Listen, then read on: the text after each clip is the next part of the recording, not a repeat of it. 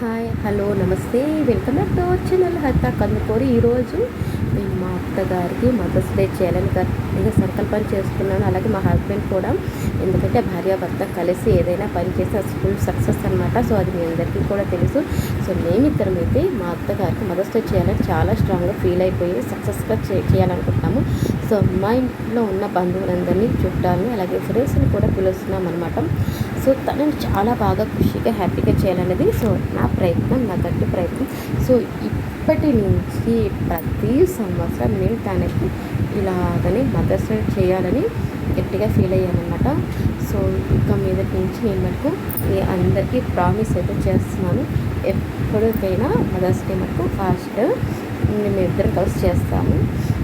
ఇది ఫిక్స్ అనమాట. ఇంకా వాళ్ళు గట్టిగా ఫిక్స్. మదర్స్ డే రోజు మదర్స్ అందరికీ పదవి వందనం. అంతకుమించి